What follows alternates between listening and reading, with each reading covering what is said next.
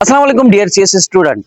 आज हम पढ़ेंगे जियोग्राफी। अब जियोग्राफी में क्या क्या आता है और आप लोग बुक में वर्ड्स देख के कंफ्यूज हो जाते हैं, पता नहीं क्या लिखा है, वहां पर ही अपने लेक्चर को अपने स्टडी को छोड़ देते हैं।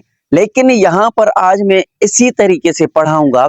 आप कोई भी बुक पढ़ेंगे आपको अच्छी तरीके से पता होगा आप इसे किससे और किस तरह से पढ़ना है। देखो, जियोग्राफी जनरल साइंस और एबिलिटी का ये टॉपिक है अर्थ के बारे में। ज्योग्राफी होती है अर्थ की, मतलब के जो भी अर्थ के ऊपर है, अर्थ के अंदर है, अर्थ के ऊपर है, अर्थ के नीचे है, सरफेस पर है, कोर में है, जो भी चीजें आती है अर्थ के हवाले से वो ज्योग्राफी में पढ़ते हैं। जनरल साइंस और एबिलिटी का ये बुक है सीएसएस एस्पायरेंट्स के लिए।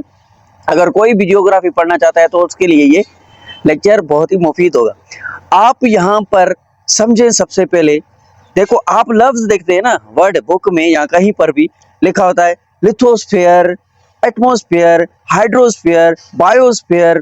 तो ये वर्ड देखकर जियोलॉजी, ये वर्ड देखकर वो कंफ्यूज हो जाते हैं, पता नहीं ये क्या है। लेकिन अभी यहाँ पर बोर्ड पर आप देखो, मैं एक वर्ड आपको बताऊंगा, आपको पता चल जाएगा कि कितने आसान होते हैं। हम खामखा स्टडी छोड़ देते हैं एक दो वर्ड्स को देख कर ही। अभी देखो, क्योंकि यहाँ पर सारा इंग्लिश में लिखा होता है, उसको हम ट्रांसलेट नहीं करते, वोकेब हमें याद नहीं होती, लेकिन आपको याद करनी होगी वोकेब, जिसकी वजह से आपको सब कुछ पता लग जाएगा। अभी देखो यहाँ पर एक मैं आपको वर्ड समझाता हूँ, लिथोस्फीयर लिखा हुआ है। इसका मतलब देखो, जमीन का सतह, मतलब कि जो भी जमीन के सरफेस पर आता है वो चीजें, ठीक है, वो चीजें जो जमीन के सरफेस पर आती है उसको लिथोस्फीयर कहते हैं।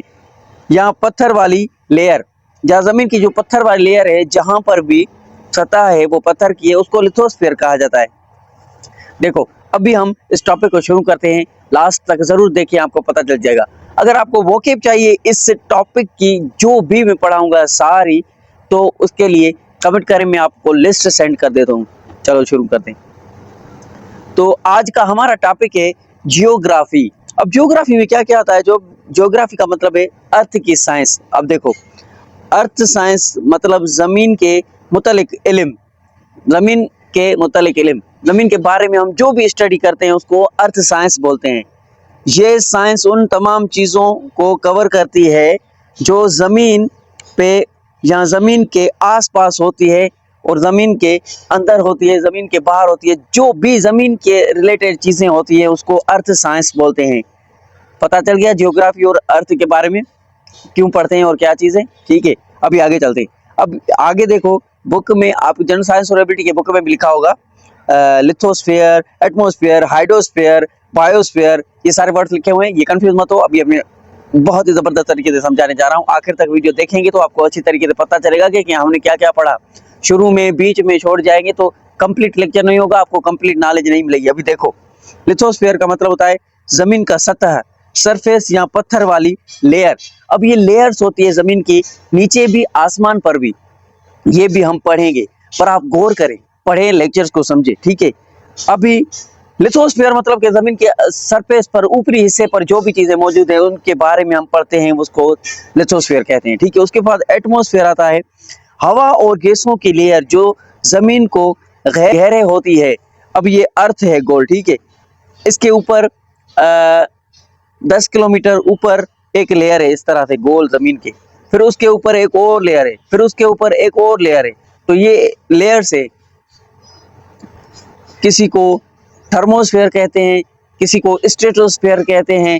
ये इस तरह से लेयर्स बनी हुई है, ठीक है। वो लेक्चर आगे डिस्कस करेंगे। आज का लेक्चर है बायोलॉजी, जियोग्राफी। तो देखो, एटमॉस्फेयर में हवा और गैसेस की लेयर्स होती हैं, ठीक है। जब हम ग्लोबल वार्मिंग पढ़ेंगे तो ये लेयर्स हमको याद आनी चाहिए। इंग्लिश ऐसे में ग्लोबल वार्मिंग आता है ऐसे, तो उसमें ये सारी साइंस काम आएगी। अब देखो, इंग्लिश ऐसे भी आपका कंप्लीट होगा एक सब्जेक्ट से। देखो, हाइड्रोस्फीयर पानी वाली दुनिया, समंदर, दरिया, झीलें वगैरह। अब देखो, हाइड्रोस्फीयर में अब हम जमीन की हम जियोग्राफी पढ़ रहे हैं। जियोग्राफी का मतलब है जमीन के बारे में जो भी चीजें पढ़ते हैं हम उसको जियोग्राफी बोलते हैं। अब जियोग्राफी में ये लफ्ज आते हैं हाइड्रोस्फीयर।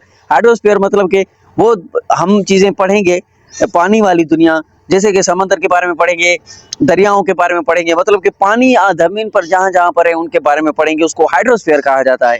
झीलें देखेंगे वगैरह, और भी चीजें ऐसी होती हैं। वो बायोस्फीयर में क्या होता है?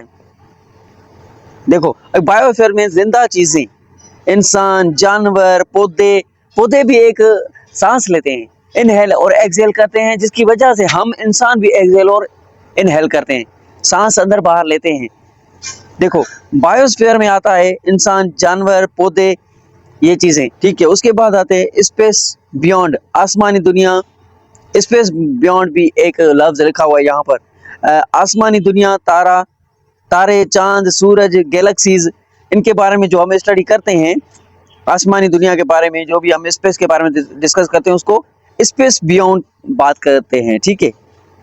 उसके बाद अभी आता है नेक्स्ट पर ब्रांचेस ऑफ साइंस। अब उनका काम, ब्रांचेस ऑफ साइंस और उनका काम लिखा हुआ है, ठीक है। अभी देखो आप पहले नंबर पर आता है जियोलॉजी। अब जियोलॉजी मतलब कि जमीन के पत्थरों और उनमें होने वाली तब्दीलियों का मुताला, अर्थ और उसके पत्थरों का इल्म, समझ गए, ठीक है। जियोलॉजी का मतलब होता है जमीन और पत्थरों वाली तब्दीलियां होने वाली धरती पर, जो पत्थरों से रिलेटेड है जमीन पर, उनका इल्म, उनमें तब्दीलियां, उनसे मुतल्लिक जो भी हम पढ़ेंगे उसको जियोलॉजी बोलते हैं। क्या? अर्थ और उसके पत्थरों का इल्म, अर्थ और उनके पत्थरों का इल्म, पहाड़, ये टक्कर, ये जो भी होते हैं उनके बारे में पढ़ते हैं, ये ब्रांच है, ठीक है। और उसके बाद इस दूसरे नंबर पर लिखा हुआ है मीटियोरोलॉजी। मीटियोरोलॉजी वक्ती मौसम और लोअर एटमॉस्फेयर होने वाली तब्दीली, मौसम की शॉर्ट टर्म स्टडी। अब मौसम के बारे में साइंटिस्ट जो भी रिसर्च करते हैं, जो भी मौसम में तब्दीली होती है, जो भी एटमॉस्फेयर भी हम मौसम को कहते हैं, ये भी एक लेयर है, जमीन है ये गोल, इसके ऊपर लेयर है, इस लेयर को एटमॉस्फेयर कहते हैं। एटमॉस्फेयर यहाँ पर कैसा है, देखो अभी ये एटमॉस्फेयर वाला लेक्चर है, कंप्लीट लेक्चर होगा, आप देखें। अब देखो मीटियोरोलॉजी का मतलब होता है वक्ती मौसम और लोअर एटमॉस्फेयर में होने वाली तब्दीलियां, मौसम की शॉर्ट टर्म स्टडी। अब मौसम जो तब्दील होती रहती है, जैसे कि आज मौसम बहुत अच्छा है, सूरज बिल्कुल दिखाई नहीं दे रहा, बारिश का मौसम लग रहा है, बिल्कुल बादल छाए हुए हैं, तो देखो मीटरोलॉजी का मतलब होता है मौसम की शॉर्ट टर्म स्टडी हम करते हैं, उसके बारे में पढ़ते हैं, मौसम के बारे में, उसको मीटरोलॉजी कहते हैं। तीसरे नंबर पर आता है क्लाइमेटोलॉजी।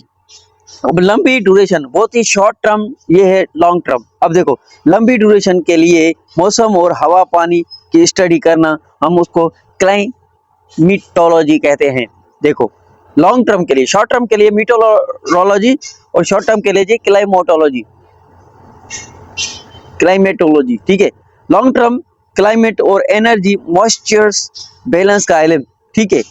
लंबी ड्यूरेशन के लिए मौसम और हवा पानी की स्टडी के बारे में हम जो पढ़ते हैं उसको क्लाइमेटोलॉजी बोलते हैं। उसके बाद आता है चौथे नंबर पर आता है ओशियोनोग्राफी। ओशियोनोग्राफी इसका मतलब है समंदर, पानी वाली चीजों की स्टडी।